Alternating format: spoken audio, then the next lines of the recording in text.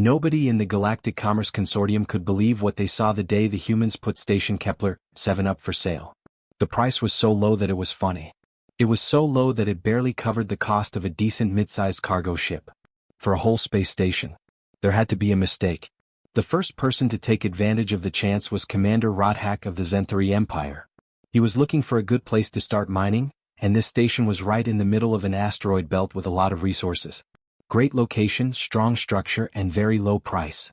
Rodhack thought something was off about the whole thing, but he wasn't going to let a deal like this get away. He put together his best inspection team and went to look. Rodhack knew why the price was so low as soon as they docked. It was an old place. Very old. It looked like something from a museum by galactic standards. The welding seams were thick and easy to see, which is the kind of rough metalwork that makes modern engineers cringe. The power systems made a low hum and buzz that could be heard in the hallways. The big, heavy artificial gravity generators shook a little as they worked, making a slight vibration that you could feel through the deck plates. Station Kepler-7 looked and felt old in every way. Before they met any other species and learned the sleek, efficient ways that the rest of the galaxy had perfected over thousands of years, this was the first time that humans had tried to build something big in deep space. It was clear. At the main airlock, Director Emily Grant met them. She was a middle-aged woman with tired eyes and a professional smile that didn't quite reach them. Rodhack had met humans before. They were still new to the galactic community and wanted to show how good they were, which sometimes made them too serious. Emily showed them around the station, pointing out the different areas, the life support systems, and the docking bays. She answered every question with care and detail, but there was something about the way she acted that Rodhack couldn't quite put his finger on. She looked almost happy? As if she couldn't wait to get this place out of the hands of people. Why is it so cheap? Rodhack finally asked, stopping in the middle of one of the main hallways. I've looked at the scans. The structure is solid. The place is perfect. You could easily get 10 times this amount. Emily stopped for a moment, then shrugged as if to say she was sorry. To be honest? It's no longer useful. In the last 10 years we've built 3 new stations and they make this place look old. Better technology, better efficiency, and better everything else. We tried Kepler-7 first and it shows. She pointed to the thick walls and the pipes that were visible along the ceiling. We're done with that. But we didn't want to throw it away because it seemed like a waste. Let someone else use it so that all that metal and machinery can be put to good use. Think of it as a garage sale for people. Rodhack's team ran their diagnostic scans, making sure that every system was working properly. Everything worked even though it was old. There were no microfractures or weak spots in the hull. The life support system could easily handle a crew of 200 people. The power core was old-fashioned, but it was stable and well cared for. The airlocks and docking clamps were also working well. One of Rodhack's engineers asked, "What about the tools? How about the computers, the furniture, and the fabrication units in the workshops?" "Take it all," Emily said with a wave of her hand. "Most of it is already built into the infrastructure. It would cost more to get rid of it than it's worth. We're only taking our personal things and some of our newer data storage. The old AI system stays because it's too deeply connected to the station's operating systems to be removed without basically tearing the whole place apart." That made me raise an eyebrow. Even old station AI systems were useful. "Are you leaving the AI?" Emily nodded. "Keeper. We called it that. It does the basics, which isn't much by today's standards, but it knows every inch of this station. You will want it to help you run systems. Believe me, it would be a nightmare to try to run this place without it." Rodhack's team finished their evaluation over the next few days. The station wasn't very nice and it wasn't very modern, but it worked. The location was even better. They could make this a profitable mining hub with a few changes and upgrades. The Zenthari went over the numbers 3 times because they were sure they were missing something. But no, people were really selling this huge space station for almost nothing. It was a once-in-a-lifetime deal. Rodhack sent the codes that let the transaction go through. The Zenthari Empire now owned Station Kepler-7. Rodhack noticed something strange as the human crew got ready to leave. They were traveling very light. Some clothes, some personal items, and some data pads. That was all. The rest of the things stayed behind. The crew quarters had furniture, the workshops had tools, the infirmary had medical equipment, and even the plants in what had been a small hydroponics garden. Everything stayed. "You really don't want any of this?" As Emily got ready to board the last shuttle, Rodhack asked her. Emily looked back at the station one last time and for a brief moment, her face changed. "Pride. Are you sad?" Rodhack didn't know. She said simply, "It belongs here." Plus, where we're going we have newer, better things. When you retrofit the place you'll probably take most of it out anyway. She held out her hand in a human way to say goodbye. Rothak held it carefully because humans were weaker than Zenthri. Good luck with your mining, Commander. I hope the old girl does a good job for you. Then she was gone, and the shuttle's engines flared as it left for human space. Rothak stood on the observation deck and watched the shuttle disappear into the dark. His crew was already making plans around him. They were talking about which parts to convert first, where to put the new processing equipment, and how to make everything work as well as possible. Everything seemed too simple. It seems too good to be true. Rothak thought that sometimes you just get lucky. You might find a deal that is exactly what it seems to be, an old station that someone no longer needs and is selling for a low price to avoid the trouble of shutting it down. 200 Zenthri workers moved into Station Kepler 7 within a week and were ready to start working. It was time for the old human station to start its second life. They all had no idea what they had really bought. They all had no idea what was waiting for them, hidden in the walls and the parts that weren't shown on any plans. Not yet. Things started to get strange 3 weeks after the Zenthri took over Station Kepler 7. It started with little things that didn't bother anyone at first. A fabrication unit in Sector 7 would shut down for no reason and then start up again an hour later as if nothing had happened. Lights flickered in the old neighborhoods where people lived. The temperature sensors showed numbers that didn't match what people actually felt when they walked through those areas. Junior engineer Trivac was given the job of finding the problems. He was young for a Zenthri, just out of school and with his certification exams behind him. He took his job very seriously. Some of his co-workers joked that he took things too seriously. Trivac was obsessed with every little problem and glitch, while others were more concerned with getting the mining operations going. The AI at the station didn't help him do his job. When you asked Keeper direct questions about life support or power distribution, it was helpful enough. But every time Trivac tried to look at the building plans or ask about certain parts of the station, the AI got slippery. Keeper, what are the energy changes in Section 7B? Trivac would ask. Likely residual charge from old capacitors, Keeper would say. Don't worry about it. Can you show me the whole plan for that area? Showing available schematics now. The AI would show him plans that looked finished, but Trivac had already walked those halls. He had counted the hatches. The numbers were not the same. There were parts that should have been there based on the station's outside size, but they weren't shown on any map. One night, or what passed for night on a space station, Trivac was running tests in a tunnel for maintenance that was close to the old human living quarters. The crew mostly stayed away from this area, planning to fix it up later. There was almost no noise except for the hum of the systems and his own breathing. When he was checking a power junction, his scanner picked up something strange. There is a weak energy signature behind the wall. It didn't fit with any of the systems that were known. He ran his hand along the panel to see if he could find a way in. Something got stuck in his claw. A seam that was almost invisible and shouldn't have been there. Trivac took out his maintenance tool and carefully pried at the edge. The panel fought back, but then it clicked and swung open with a hiss as the air pressure inside equalized. There wasn't another cable run or junction box behind it. It was a hallway. A hallway that was completely empty and unmarked, leading into the dark. Trivac had been told to report this right away in every part of his training.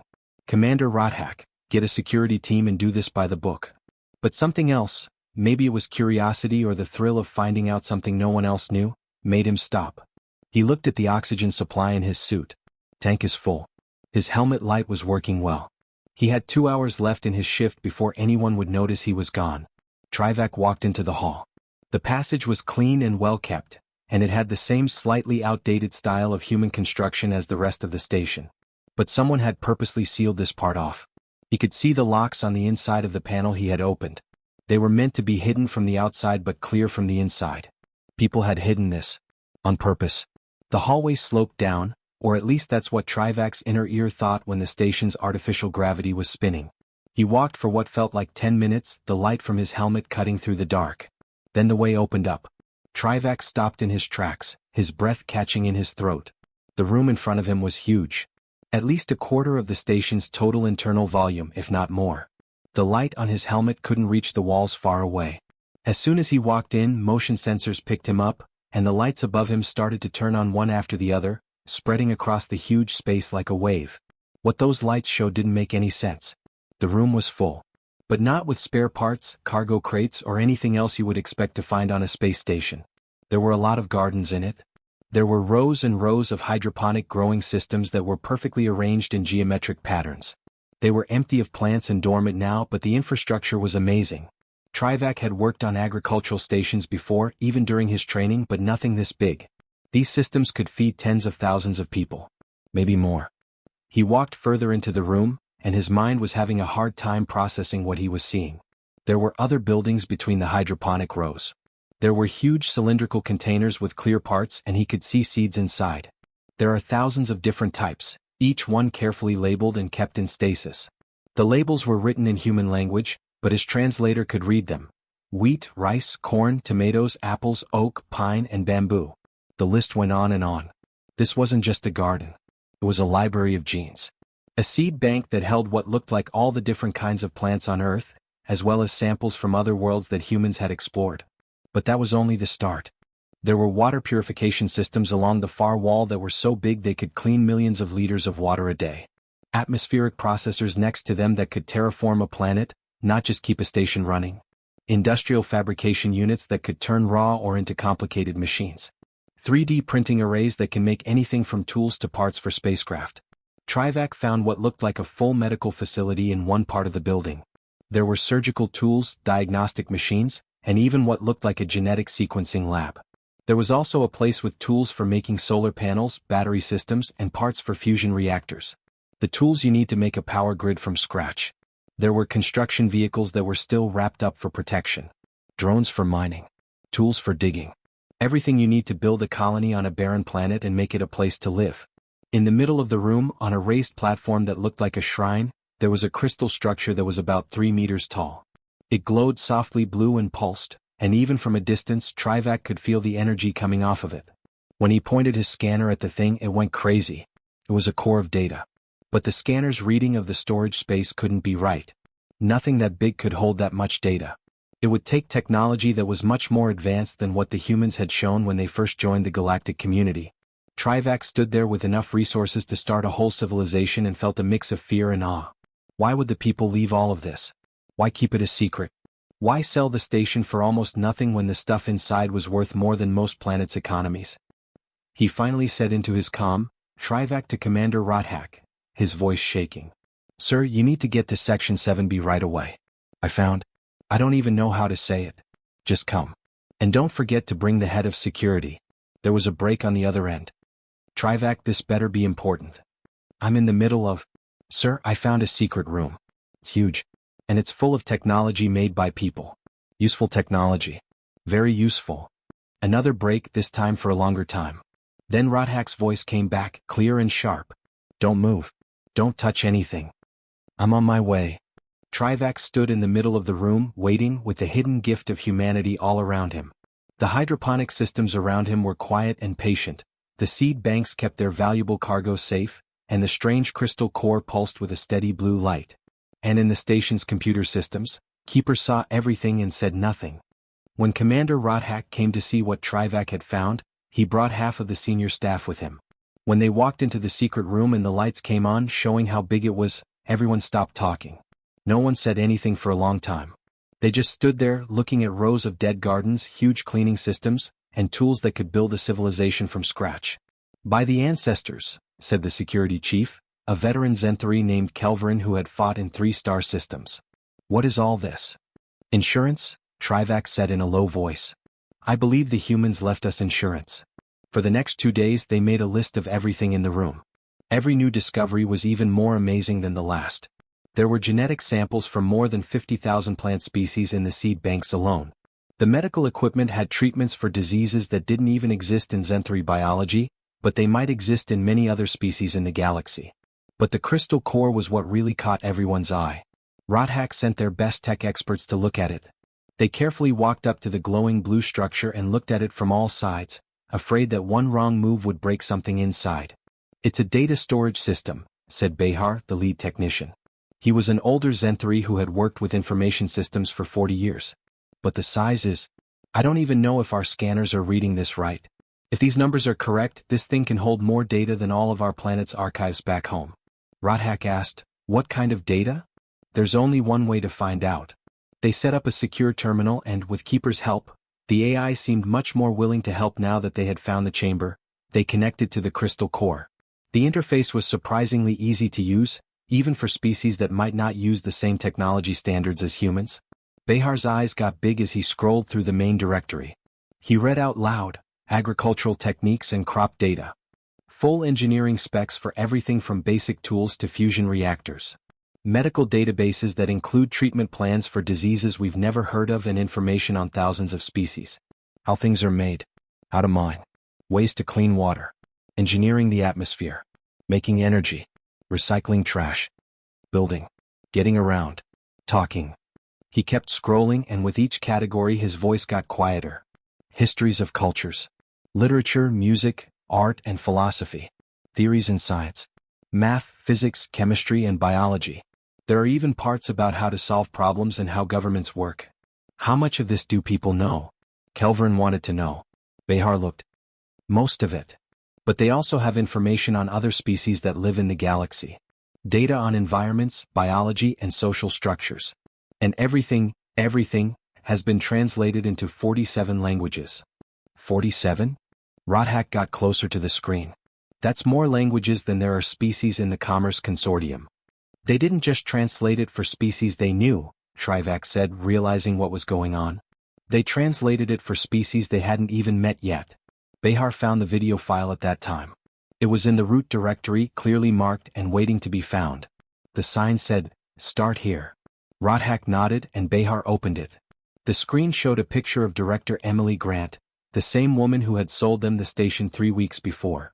But she wasn't in her office or on a boat. She was right there in the secret room, surrounded by the same tools they were looking at now. The video was made before the door was locked. Emily looked right at the camera and smiled for the first time since they met her. It was a real smile, warm and genuine. "Hi," she said to start. "Hey, if you're watching this, you found the archive. Okay. We were hoping you would." As she talked, she walked slowly through the room and pointed to the equipment around her. "Let me tell you something about people. We're odd.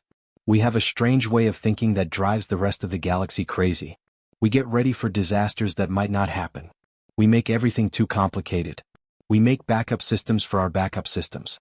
And we have this strange, illogical need to help others, even when it doesn't make sense to do so." Emily stopped next to one of the seed banks and put her hand on it.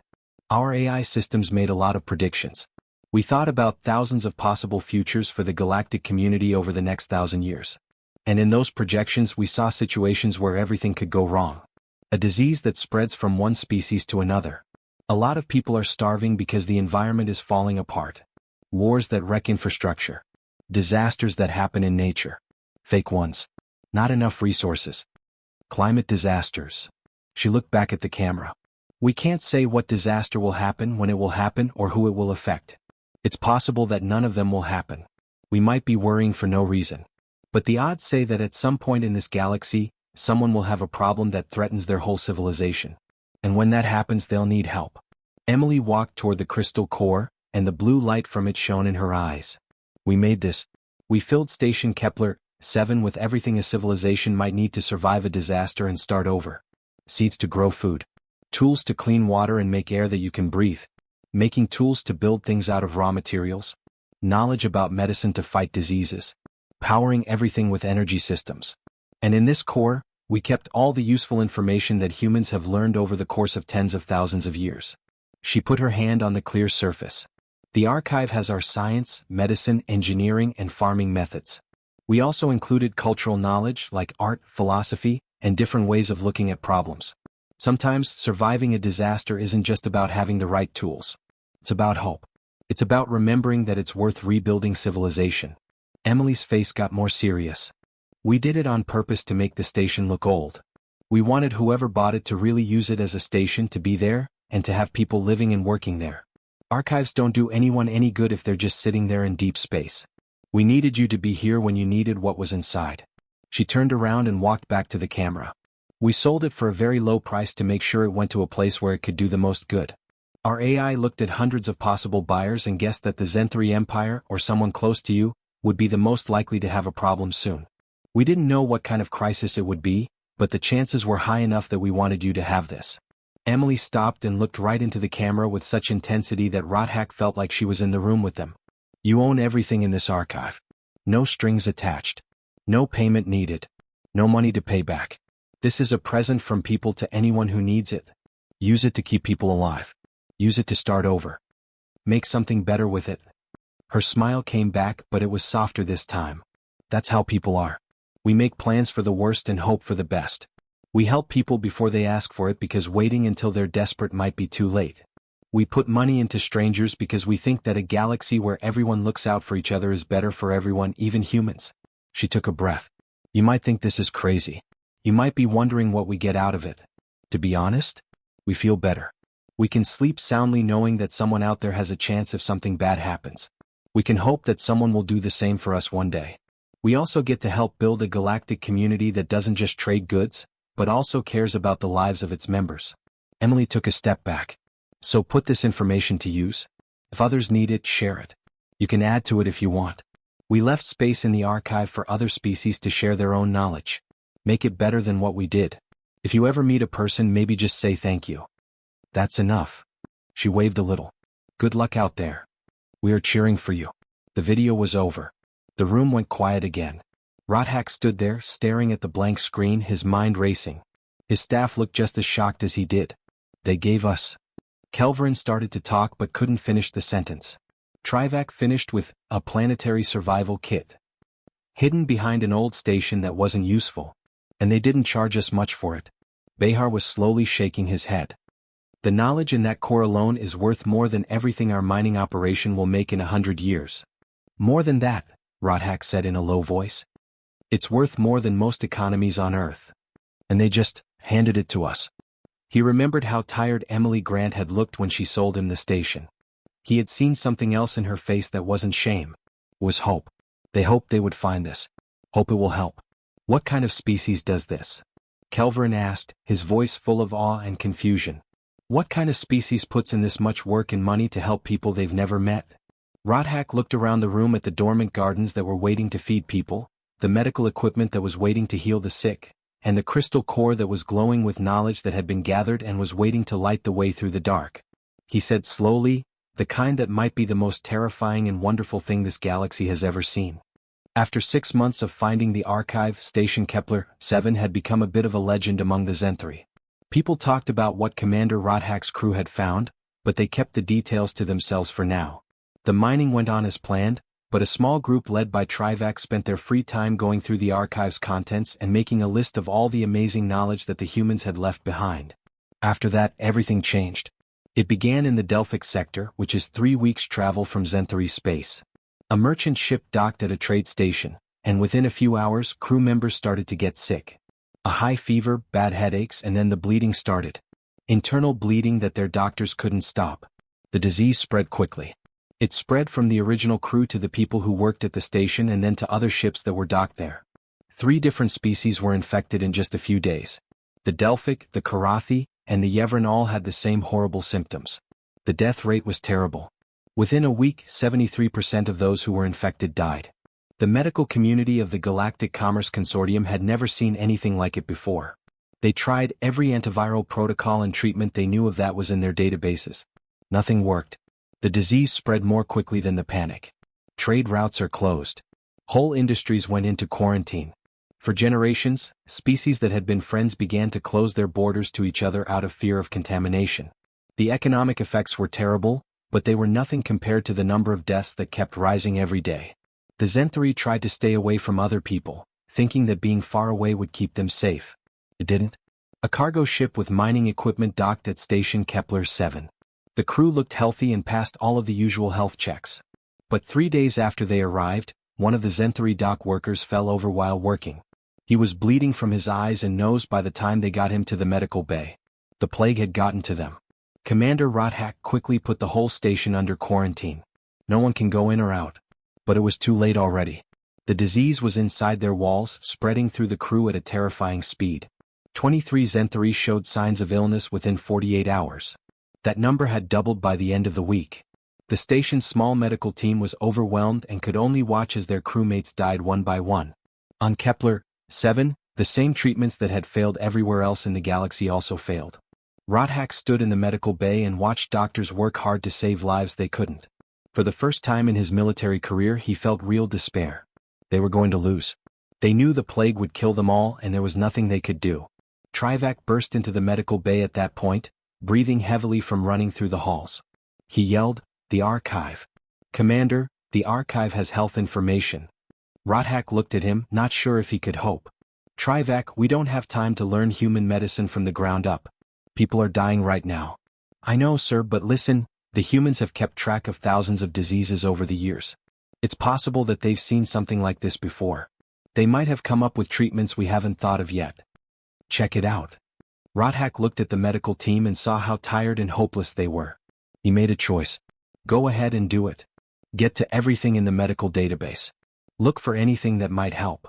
Trivac ran back to the archive room with the whole medical team from the station. They all gathered around the crystal core's interface and dove into the huge sea of medical knowledge that humans have stored there. The database was huge. People had written down every disease they had ever seen, from ancient plagues that killed millions of people on Earth to strange infections they had found on other planets as they explored space. Each entry had a lot of information like symptoms, how the disease progressed, death rates, and most importantly, how to treat it. Trivac began looking for diseases that were similar to the ones they were dealing with. Hemorrhagic fevers that spread quickly and kill a lot of people. He found a lot. It turned out that the humans had dealt with terrible plagues throughout their history. Ebola, Marburg, hemorrhagic fever in the Crimea and Congo, fever from Lhasa, and dozens more that had come up during the early efforts to colonize space by humans. But what really surprised the Zenthri medical team was how the humans went about treating people. It wasn't like normal galactic medical practice. It was more aggressive, more creative, and willing to try new treatments that other species thought were too risky. Dr. Norvik, the station's chief medical officer, said, "Look at this," and pointed to a treatment plan. They use combination therapies, which means they attack the disease from more than one angle at the same time. Our protocols are all about helping the body's natural immune response, but people, they throw everything at it all at once. Another doctor said, "It's a mess. Almost careless." "It's also effective," Trivac said, pointing to the human records that showed how many people survived. "Check out the results. With these aggressive treatments, they were able to raise survival rates to 50% or higher, even for diseases that killed 70 or 80% of people." The team worked all night, comparing the diseases in the human database to the plague that was killing people at their station. They found a lot of them that looked very similar. More importantly, they found treatment frameworks, broad-spectrum antiviral protocols that humans had developed to fight diseases they didn't fully understand yet. The human approach was very smart because it worked. They didn't wait to fully understand a new disease before trying to treat it. Instead, they made flexible frameworks that could be quickly changed based on the symptoms. It was medical improvisation based on sound scientific principles. Dr. Norvik assembled a treatment plan based on what they'd learned. It used both human antiviral methods and Zenthri medical technology to make something that neither species had used before. It was a test, dangerous, and their only chance. Norvik said, "We'll try it out on the volunteers first. Anyone who is healthy enough to give informed consent." 15 infected Zenthri volunteered right away, knowing that they would probably die if they didn't do anything. The medical team gave the first treatments while holding their breath and watching monitors that had been giving them bad news for days. 6 hours went by. Then 12. Then there were 24. The blood stopped flowing. The fever started to go down. People who had been unconscious began to wake up. It was doing its job. Over the next 72 hours, they fine-tuned the treatment by changing the dosages, timing, and combinations based on how each person reacted.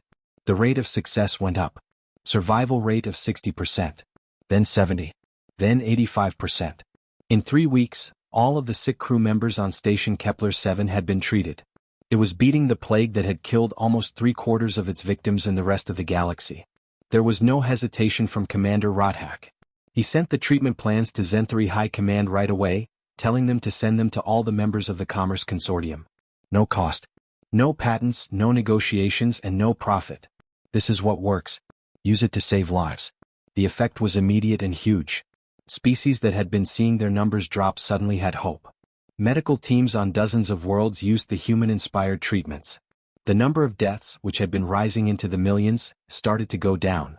The plague was under control in 6 weeks. Not gone, but contained, manageable, and survivable. It would take months more to get rid of it. The final number of deaths was still terrible. Almost 4 million people died, including people of many different species. But doctors thought it would have been 3 times as bad without the archive's treatment guidelines. After the immediate crisis was over and Station Kepler-7 came out of quarantine, Commander Rodhack sat in his office and wrote a message to human space. He wrote it directly to Director Emily Grant. His message was clear: your archive saved us. Your AI was right about when the plague would hit. We found treatments in your medical database that the whole medical community in our galaxy had missed. Because of what you left here, millions of people lived. We don't have the right words to say how grateful we are, but we'll do our best to pay it forward. Thanks. 3 days later the answer came back. It was so short that Rodhack almost laughed at how casual it sounded. I'm glad the insurance policy worked out. Be careful out there. Emily. That was all. No request for recognition. No need for money or political favors. Don't brag about being right. Just real relief that the help they had offered was there when it was needed. Rodhack told his senior staff what Emily said. They sat quietly for a while, taking in everything that had happened. They knew, Trivac said softly. Somehow they knew we would need this. Not just knew, Kelvin said. They cared enough to get ready for it. They put a lot of money and time into building that archive for problems that hadn't happened yet and for people they would never meet. From the corner, Dr. Norvik spoke up. I've been looking at the archive to learn about the history of medicine in people. Do you know what I found out? Throughout history, people have had to deal with many plagues. Diseases that took the lives of millions of their own citizens. And they wrote down everything that happened each time, including what worked, what didn't, and how they survived. They didn't just keep all that information to themselves, they shared it with us. For anyone who might have to go through the same terrible things they did. Rodhack leaned back in his chair and looked at the short message on his screen. He read it out loud: be safe out there. They really mean it. They really do care if we live or die. Kelvin said, that's the scary part. We're still trying to figure out species that make weapons and take over land. The people? They are making life rafts for people they haven't even met yet. How do you guess what a species like that will do? How do you talk to people who give away their entire fortunes to help strangers? Rodhack smiled a little. Maybe we shouldn't try to guess what they will do. We should be thankful that they're on our side.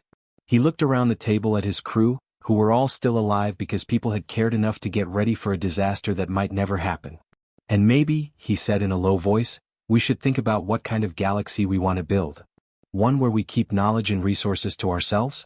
Or one where we follow the example of people and really try to help each other live? 2 years after the Zen-3 bought Station Kepler-7 for almost nothing, it became the most important place for diplomacy in the whole Galactic Commerce Consortium. Commander Rodhack, who is now Station Administrator Rodhack after being promoted, stood in the main conference hall and watched as representatives from 17 different species entered for what might be the most important summit in galactic history. At first, the Zen-3 wanted to keep the archive quiet so they could study it in private before making a decision about what to do with it. But secrets that important don't stay hidden for long. Once they had freely shared the plague treatment plans with the whole consortium, people began to ask questions. How did you learn this? What else do you have? Can other people get to it? People heard about it quickly. The Delphic had used farming methods from the archive to keep their colony on Praxis 9 from failing. The Karathi had used human engineering to fix important infrastructure problems on their homeworld. The Yevran had used conflict resolution frameworks to peacefully settle a land dispute that was getting worse and worse and threatening to start a war. Many other species had also benefited in smaller ways, such as through human cultural databases that gave them ideas for art, ways to make things, ways to clean water, and ways to teach. The archive was no longer a secret, and now everyone wanted to know what would happen to it. There were delegates, translators, and security guards in the conference hall. Some species sent their best diplomats. Some groups sent scientists and engineers who had worked with the archive's contents in person. There were a dozen different languages being translated by universal translators in the air. Rodhack started the summit and his voice was steady even though they were about to talk about something very serious. He started by saying, "We all know why we're here. 2 years ago, people sold us this station for a price that wouldn't buy a good cargo hauler. What we found inside has changed everything. The question we have to answer today is easy: what do we do with it?" The first person to speak was Cheverak, a tall, crystal-like being who was the Delphic ambassador. "We should buy it from you the right way. Pay what it's worth. The archive kept my people's colony from starving. The information inside is worth a lot.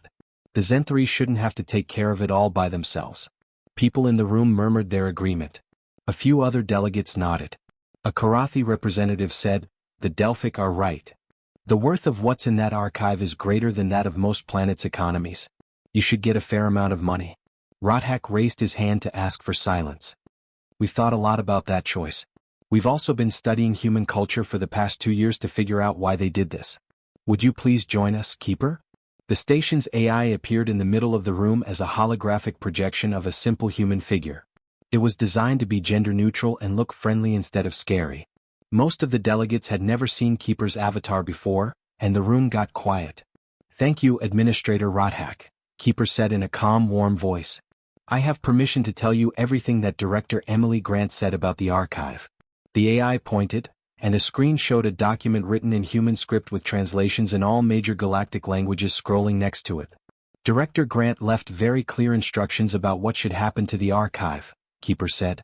She thought that finding it would bring up questions about who owns it, how much they should pay, and how to get to it. It's clear from her instructions that the archive was never meant to be sold or owned in the usual way.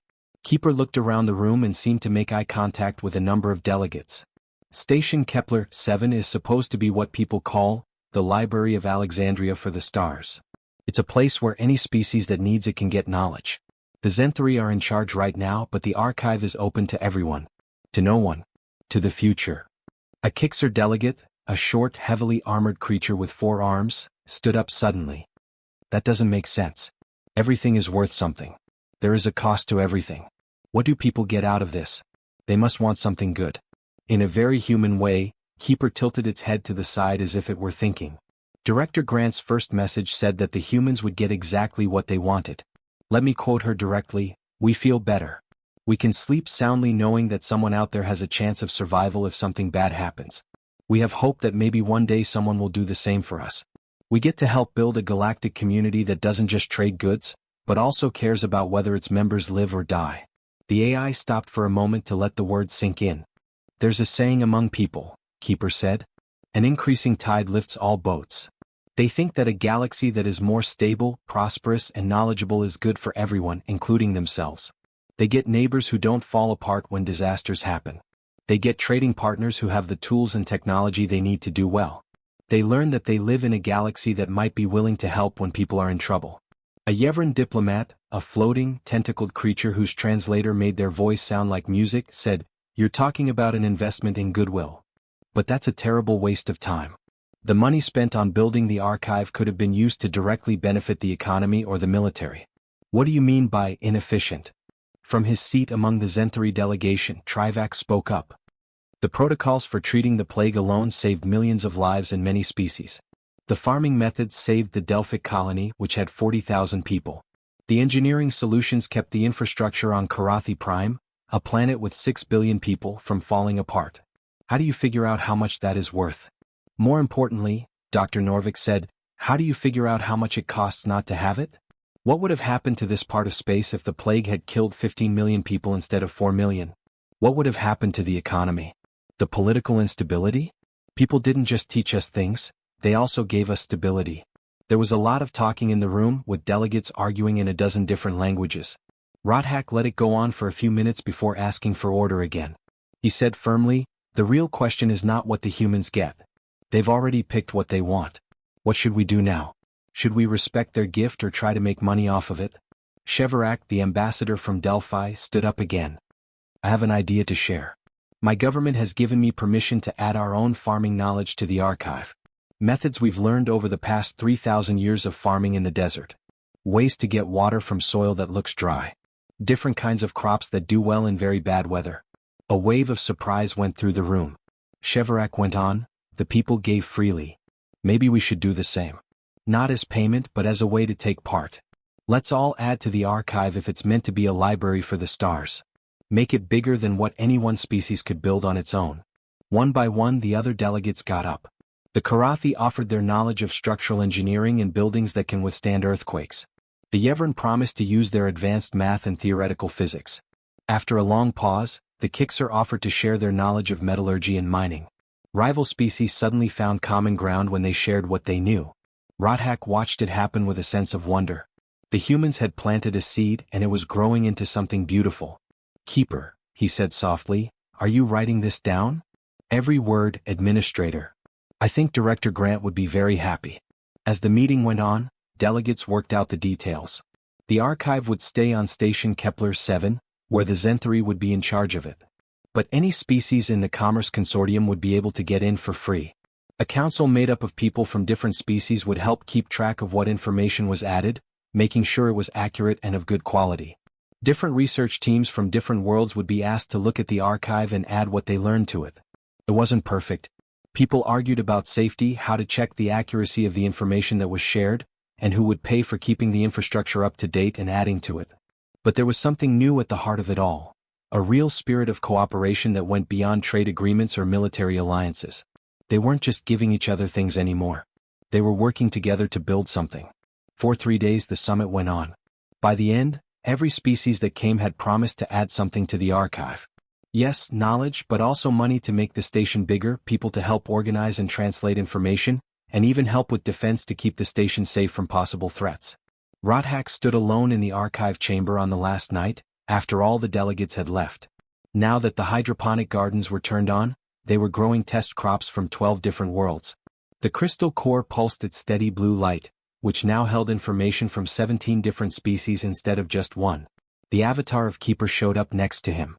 "You should know," the AI said, "that I have talked to Director Grant. She asked me to thank you in person." "For what?" Rodhak wanted to know. "We're just using what she gave us. For understanding. For respecting the gift's purpose," she said, and I quote, "Rodhak gets it. That's all we wanted." Rodhak smiled. "Please send her a message for me. Tell her that humanity's bet paid off. Not because you gave us useful technology, but because you taught us a better way to think about where we fit in the galaxy. She'll like that." They stood in silence for a moment, surrounded by the soft hum of systems that were made to keep and share knowledge across the stars. Finally, Rodhak said, "Keeper, what do you think will happen next?" The AI's avatar turned to look at him, and for a moment it looked very human, hopeful, unsure, and excited. "I think we need to see if the people are right. If a galaxy that shares freely is really stronger than one that keeps everything to itself. If cooperation can really become the norm instead of the exception. And what if they're wrong? Then we at least gave it a shot. We at least reached for something better." Rodhak slowly nodded. Emily Grant was probably smiling somewhere in human space because she knew that the old station she sold for almost nothing had become the start of something amazing. The humans had given them more than just a library of information. They had shown them what the galaxy could be and given them a chance to build it together. Things that are very valuable can sometimes look like trash. You just need to be willing to see how valuable they really are.